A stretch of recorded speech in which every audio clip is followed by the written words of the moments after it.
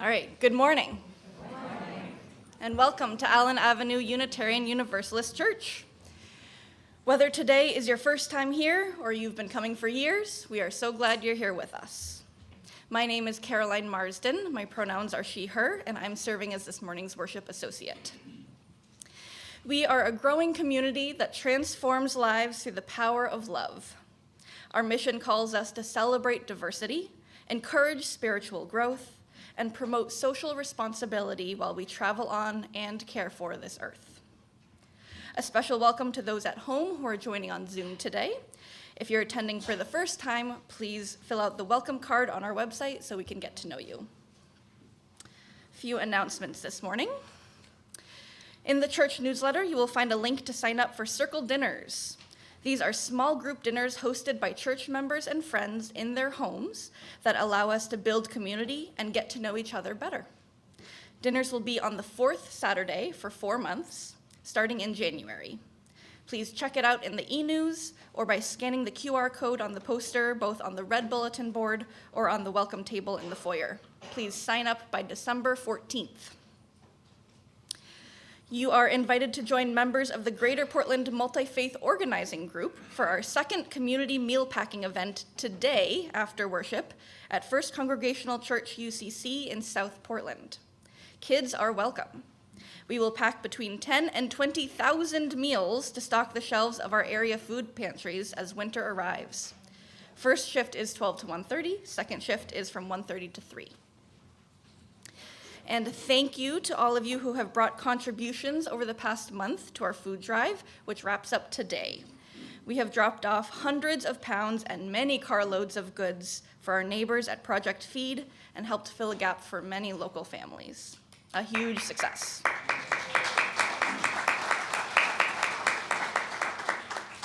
Now I will invite Caitlin up to give a further announcement.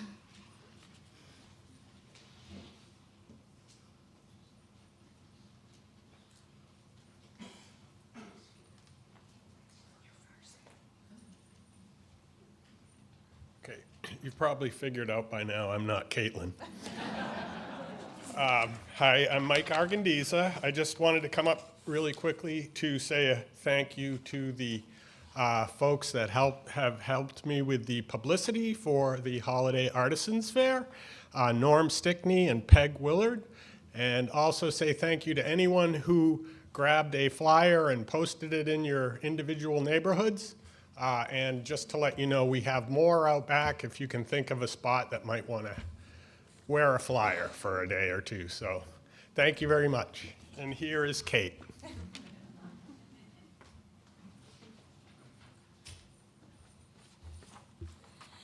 If you've watched the Academy Awards, you know that the people who win and get up and make speeches go on because they have so many people to thank. So I'll be thanking all of you again next week, but just a special mention to my mentors, Terry and Celeste, who did this for 3 years, and without their help, this wouldn't be going on the way it is. It's working out beautifully. And the other thank you go to all the artisans and all the sales area folks, the pros who've done it before, because if I didn't have the comfort of knowing that you know what you're doing and that you can take care of it.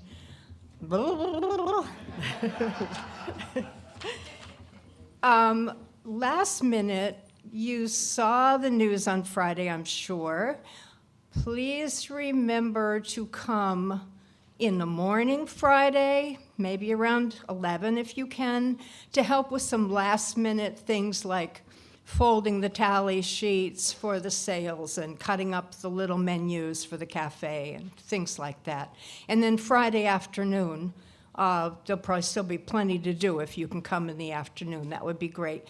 And artisans, please come in the afternoon. If you could get here from 1 o'clock on to set up your displays, that would be perfect. And we might still have a few areas that need an extra hand to volunteer at the table, at least so that people can eat their own lunch and take a break. So if you haven't already committed yourself to help somebody, I'm sure there's a place for you to help on the day, so please keep that in mind. And our shoppers usually here right at the dot of 9, sometimes at 8:30, champing to get in. So if you could be here a little before 9, that would probably be a good idea. I think I've remembered what I really wanted to share with you. So thank you again, everybody, for your efforts, and we're in the home stretch.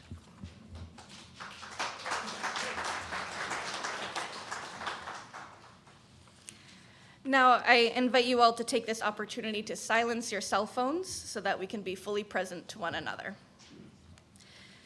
After the service, please grab a cup of coffee or tea and stay for conversation, or head down to the end of the long hallway to join the group for brown bag lunch. Those on Zoom may stay on and connect with one another. And now let us center our hearts and minds with the sound of the singing bowl.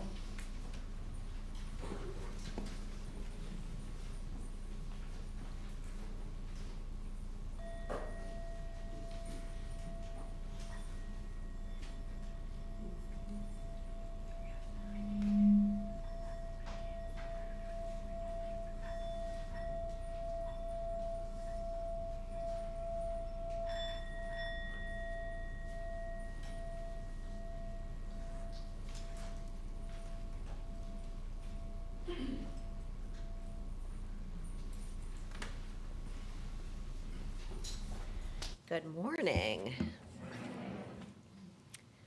Before I even introduce myself, I want to say the elephant in the room, which is that I have a cold, so I'm not going to hug any of you today. I still love you dearly. And bear with me if my voice cracks or I have to pull up Rick to finish my sermon. Hi, I'm Reverend Tara. My pronouns are they and them, and I serve as the minister of this congregation. I hope you had wonderful Thanksgivings, and I want to express my gratitude to those who transformed the sanctuary decor as we begin this season of holy days and holy nights.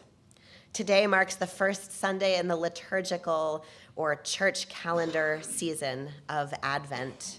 The 4 Sundays leading up to Christmas Eve, a season of joy for some and challenge for others. And so may our Sunday mornings together be an antidote to the hard parts in your life this time of year. If you're busy and living in chaos, may you take this time to pause, deepen, and nourish your spirit. If you're lonely and all feels a little too quiet, may you find connection here and a joyful song. If you're restless, may you find somewhere to plug in and be of use. There are plenty of places. If you're exhausted, may you find rest. We begin today our worship series, What Do You Fear? After our time for all ages and lamplighting ritual, those heading to RE will join Emily O'Neill and Sonia down the long hallway for the regular RE rituals, followed by the gratitude game as they stretch their celebration of Thanksgiving a little farther. Those of us remaining in the sanctuary will explore what it might have been like to live during the time of Herod in the few years before the Common Era, and what our fears have to teach us as we wait and long for love to break in. Hear now these words of invocation. On Sundays and Mondays, on good days and bad days, early in the morning and very late at night, here in this room and out in the world, love, Spirit, God, we long for you to break in. Meet us in this space. Surprise us with your presence. Fill this room, our lives, with good news. Come and be welcome. You are joyfully called to worship.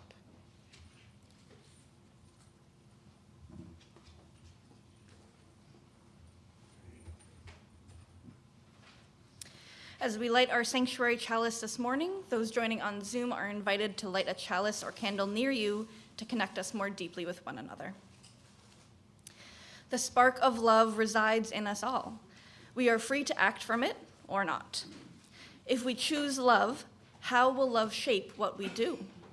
If we choose love, how will it improve our actions? If we choose love, how will I treat those around me? If I choose love, will I find it when life gets hard? If I choose love, will you also choose love? Love begets love, and it is love that lights our chalice.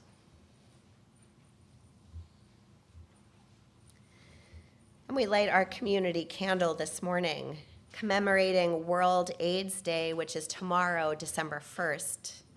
Though the current administration has canceled federal recognition of this day of remembrance, we remain steadfast in our commitment to public health and evidence-based science and the too many lives lost to this disease. Will you take a breath with me?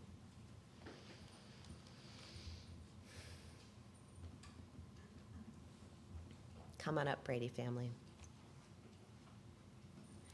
We start this week the ritual of lighting our Advent wreath each week.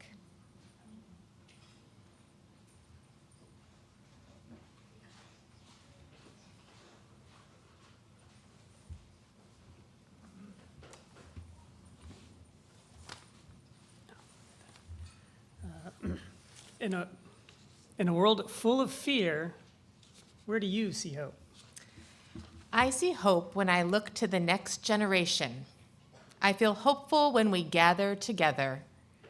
I know hope deep in my bones when we dream of a better world. You're right. Even in a fearful world, hope is all around us. Today we light the candle of hope as a reminder of this good news. May this flicker of light help us remember that we have reason to hope. Purple, the purple candle.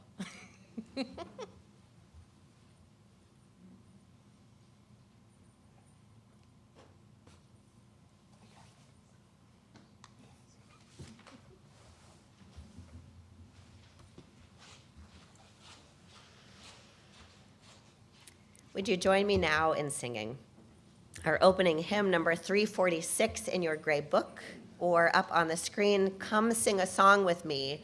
Dale will play through the tune. You'll get it pretty quick. We'll rise in body or in spirit and join our voices in song.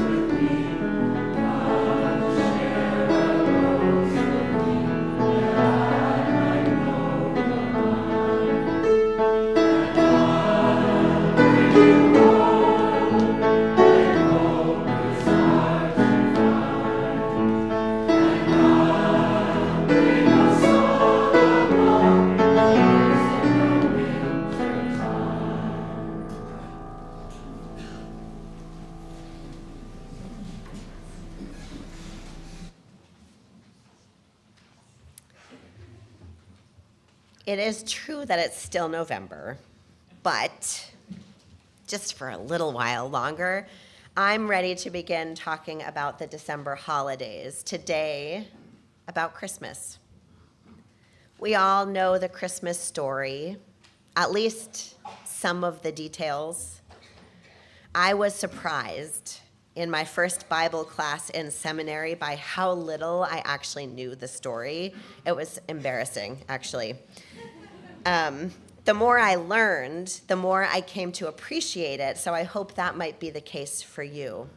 We'll tell the story in full on Christmas Eve, but today I want to talk a little bit about the context in which the story takes place.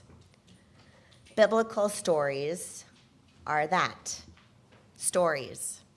They are stories that were written by real people, that were edited by more real people, and that were chosen to be included or excluded from the big book by even more people.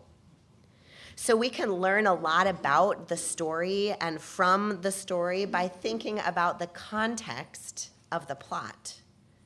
This is called, you'll be thrilled to know, the historical critical method of biblical interpretation.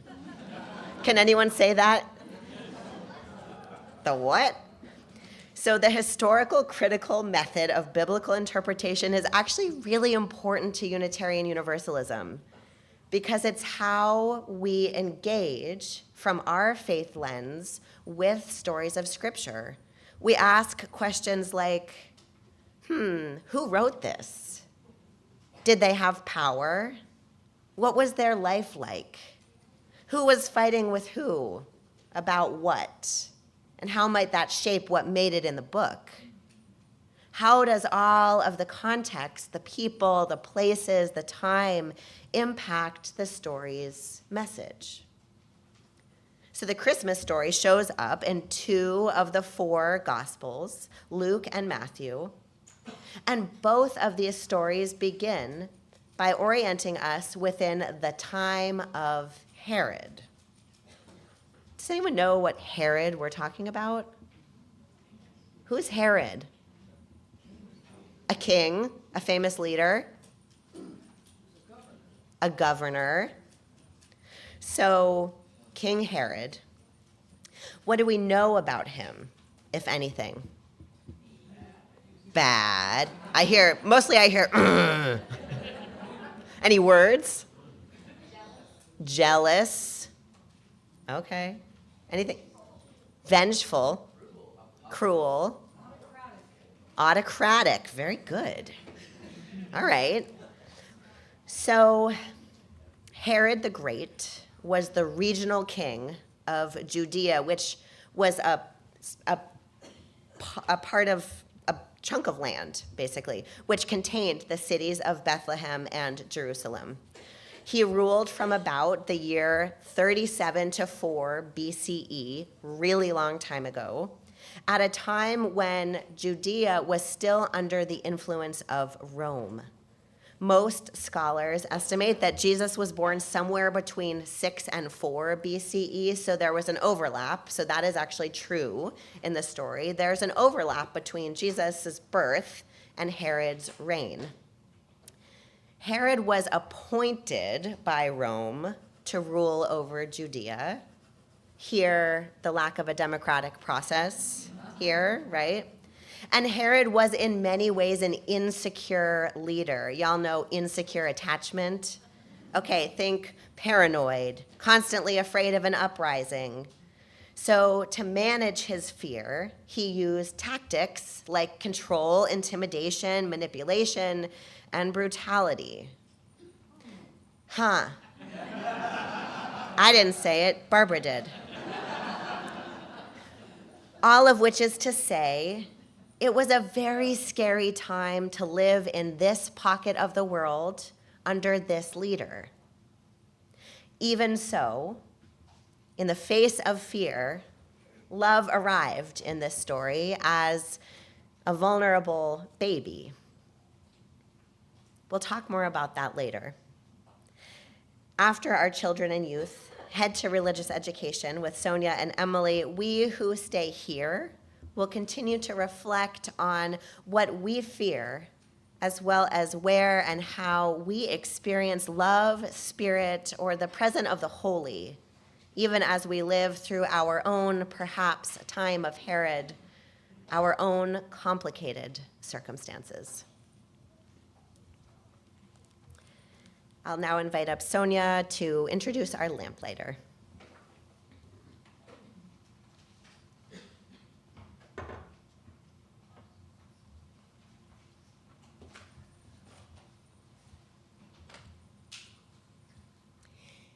In a few moments, some of us will leave the sanctuary to enjoy religious education programming. But first, I invite our lamplighter to join me in the pulpit. A lamplighter is entrusted to transfer the light of the sanctuary chalice to the lamp and then go forth to RE spaces where they will light the chalice there. And Dexter has very nicely volunteered to be our lamplighter today. Dexter, will you come up?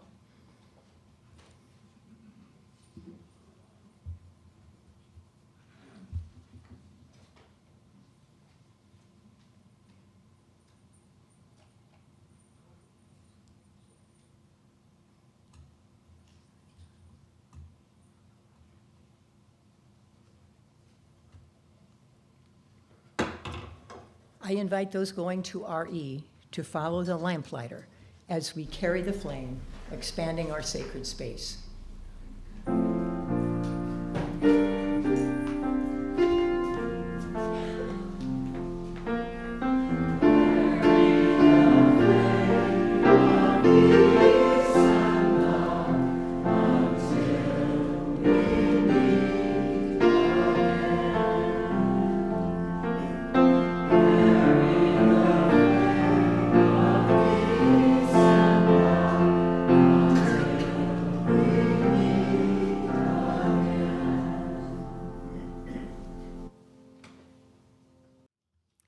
As we continue to light candles, not rushing, would you join me now in the spirit of prayer?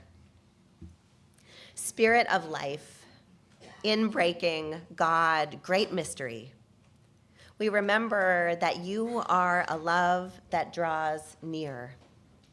You break into the messy middle of our lives to offer hope, love, and good news. You see our fears and offer comfort. So once more, love with us, we bow our heads.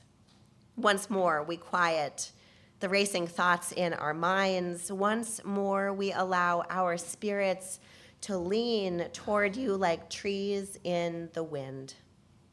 And as we do, we bring you the hopes and gratitudes of our hearts. Today, we are grateful for the many amazing things in this world that leave us speechless.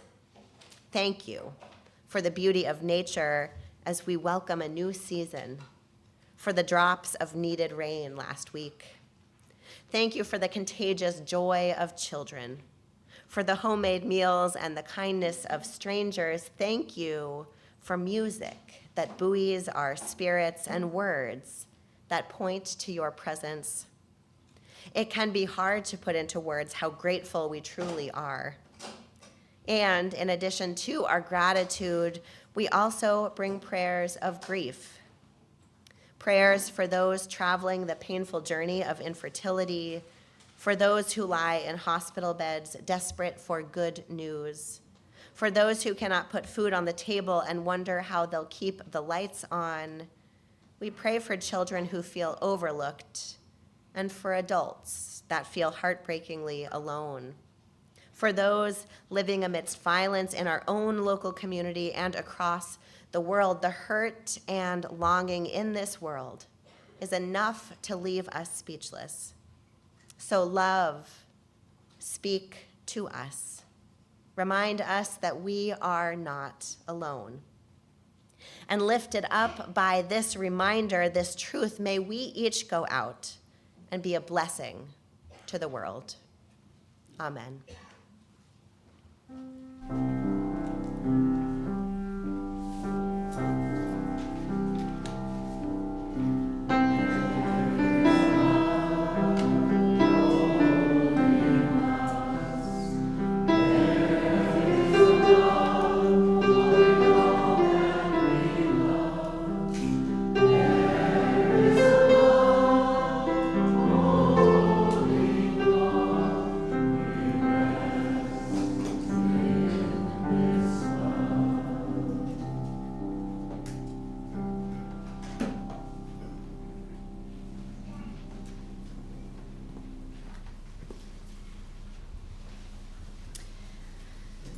Now is the time in our service where we engage in the spiritual practice of generosity. Our gifts support the ministries of this congregation and our work in the broader community. Each week, 1/3 of our offering is given away to a local nonprofit organization doing work to advance our shared values in the world. This month's Share the Plate recipient, so last day to donate to them, is the Immigrant Legal Advocacy Project, or ILAP. As Maine's only statewide immigration legal services organization, ILAP advances justice and equity for immigrants and their families through direct legal services, community education, and systemic advocacy. Donations can be made now as the basket is passed, through the donate button on our website, or if you are a member on Breeze, remembering to make note that your gift is for Share the Plate. If you are visiting us for the first time this morning, please know that your presence is your gift to us. At this time, our offering will be collected and gratefully received.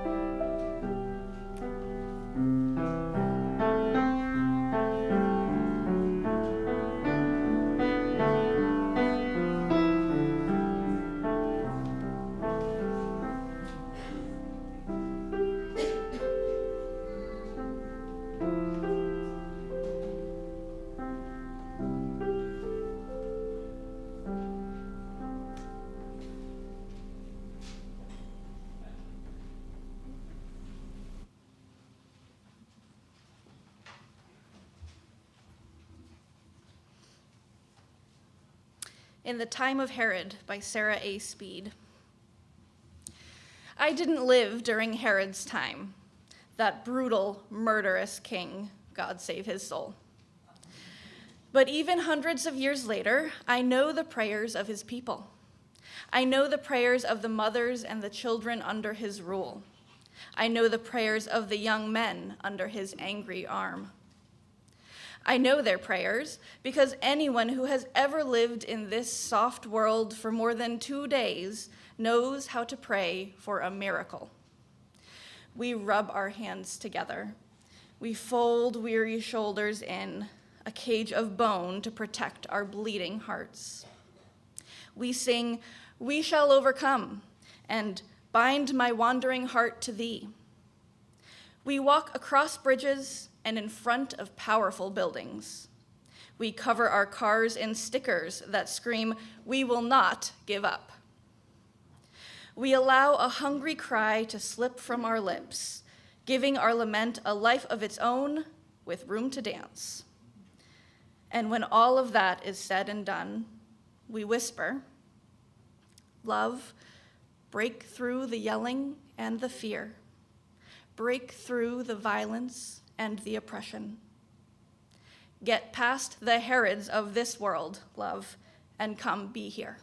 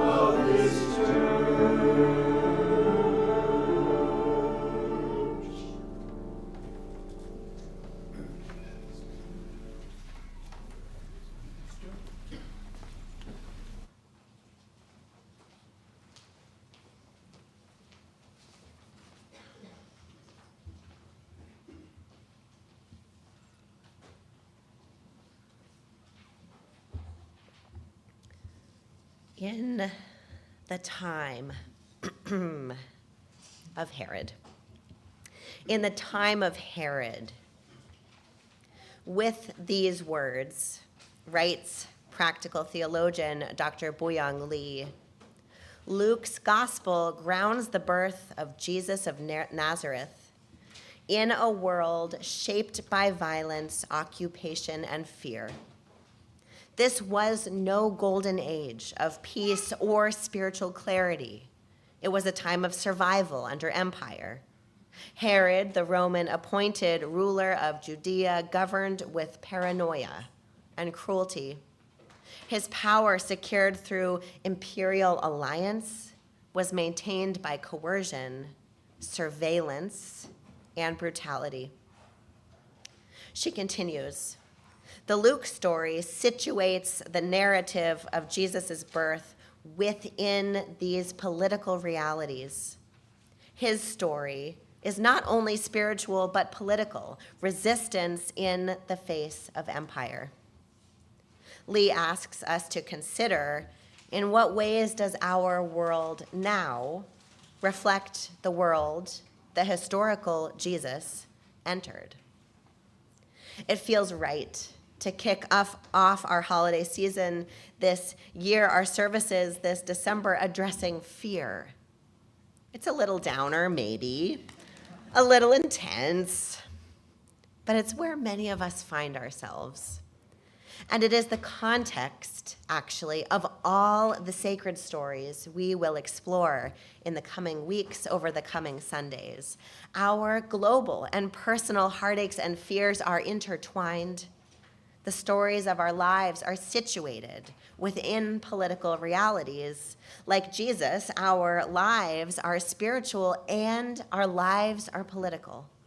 And whether under the rule of a tyrant or in the depths of personal pain, we long for love to break through and bring us hope.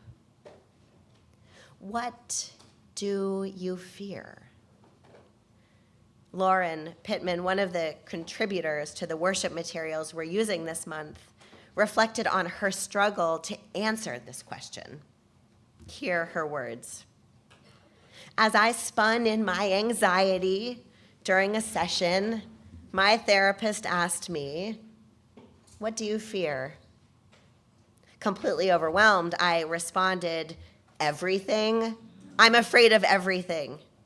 After some time in silence, she continued with gentleness and curiosity, "Tell me all about it, and be more specific." As I shared more openly, she said, I realized that my tendency to generalize my fear is a way for me to avoid vulnerability.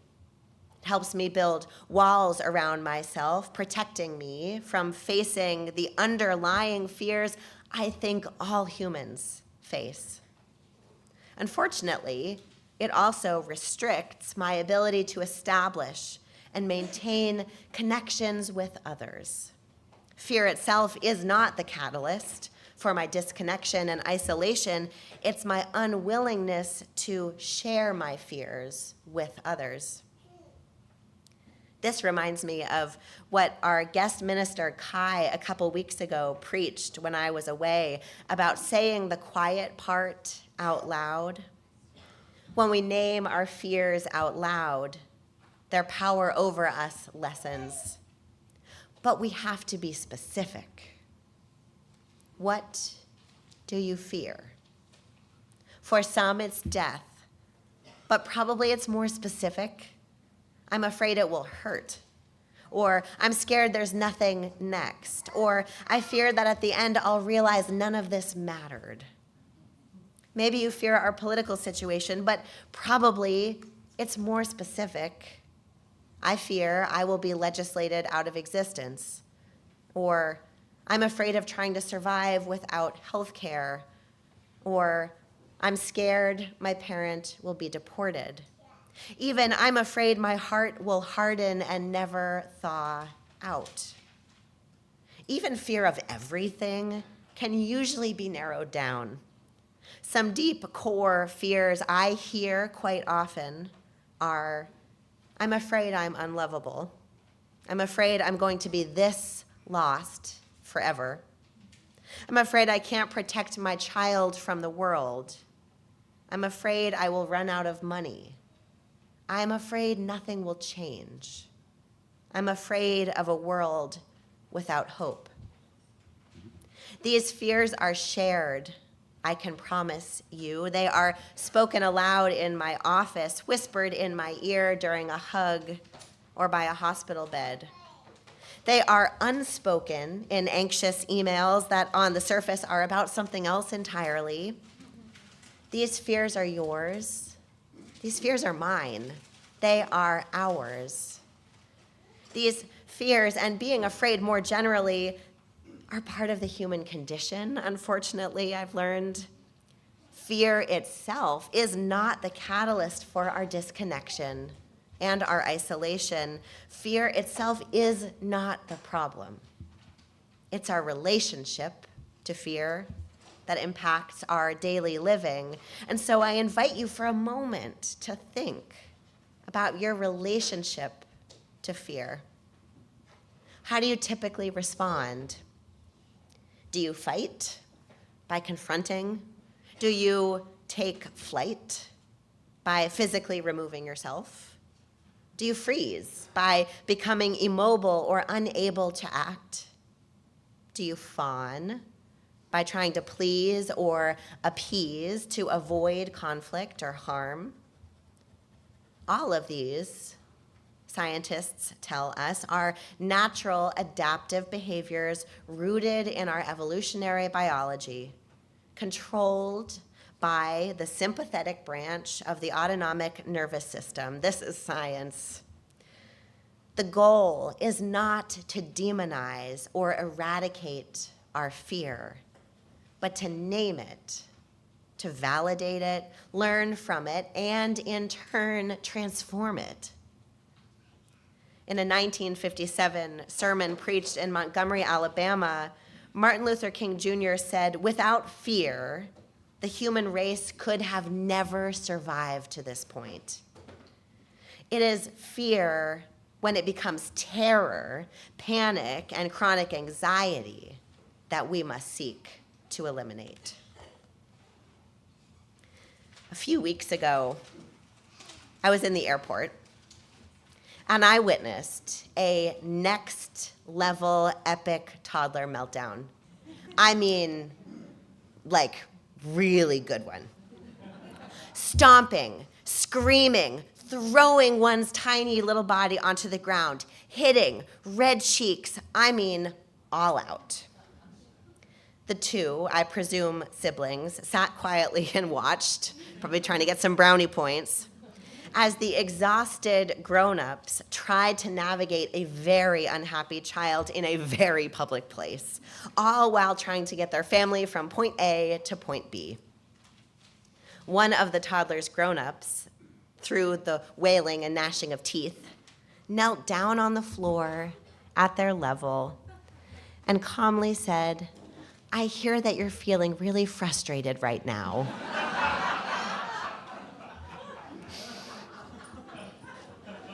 I chuckled internally, but simultaneously my heart swelled with admiration for that parent, their modeling of what it looks like to name how we feel, to name what we're afraid of for their beloved child from the very beginning, even before they have access to the language to do it on their own. I aspire to speak to myself as gently as that parent spoke to that child. With curiosity, compassion, and courage, we can name and live with and journey with our fear, even use it as a tool for deeper faith, bolder courage, more resilient hope. That's what's amazing to me about Jesus' birth story. It's meant to be a story of hope. It is a story of hope. And yet, it happens amidst a backdrop of enormous fear. Our story of hope, of the inbreaking of love can happen amidst a backdrop of enormous fear, too. Perhaps it already is. Dr. Boyoung Lee, the theologian I quoted earlier, introduces one of the words for fear that shows up in the Christmas story before it was translated from biblical Greek. It's the verb tarasso, to be troubled, disturbed, or agitated. She explains tarasso is the soul's recoil from the unexpected. The mind's clamor in the face of uncertainty, the body's trembling at the threshold of something it cannot control. Fear, in this context, according to this definition, is not failure. It's a natural human response to disruption. But fear can become more than a reaction. It can take root and become a way of being. When we hear the expression, "do not be afraid," in this story, taking place in the time of Herod, like when the angel appears to the shepherds with the message, "Do not be afraid, for behold, I bring you great tidings of good joy," or when the angel Gabriel tells Mary she's magically pregnant, "But don't be afraid," which is a ridiculous thing to say to someone in Mary's position. Mind you, the Greek word that was used, deileio, which implies a shrinking of heart or spirit, a fear that inhibits action and diminishes courage. Do not be afraid. Afraid, meaning shrinking your heart and spirit, inhibiting action, diminishing courage. Lee's analysis continues. Together, she says, these words describe fear that doesn't just visit like the angel, it settles. Fear that shapes our posture toward the world. Many of us know this kind of fear, especially in Herod-like times. Eras marked by empire, oppression, and uncertainty, fear becomes embedded in our bodies, in our relationships, in public discourse. It becomes background noise so constant we forget it's there. We may grow so used to disappointment that when hope finally arrives, it startles us. The love we've been longing for breaks in and we flinch. So when we hear those words, "do not be afraid," it is not a dismissal. It is a reorientation.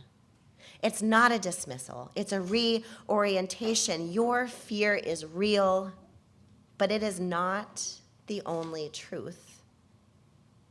The larger love that holds us is always listening, enters the silence, the ache, the barrenness, into the very place that fear has taken root. And the response is not a miracle. It's the simple truth that our hearts have been heard, which maybe actually is the miracle. In the weeks to come, as the days continue to shorten in length and the night is long and dark, as we wait for the glory of candlelight, the sun's return of a holy birth, in this season of anticipation and waiting, let us not suppress our fears. Let us face them, sit with them, learn what matters to us and what is at stake. To acknowledge where we are vulnerable, what parts of ourselves need not to be banished but listened to. Dr. Lee asks, what are we afraid to hope for? What have we stopped praying for? Where has fear caused us to shrink back? In the time of Herod, the world was loud with empire's threats, echoing with grief and longing, and still love broke in. In this season, she ponders, perhaps the question is not how we rid ourselves of fear. Perhaps the deeper invitation is this: can we name our fears honestly, and still believe that love is near.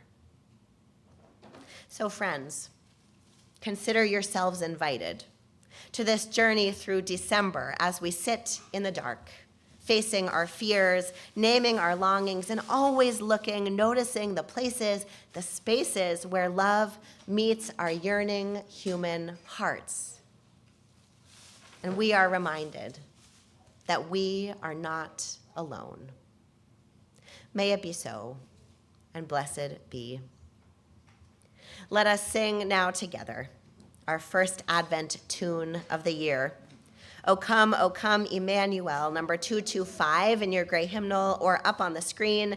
After Dale plays it through, let's rise and sing together.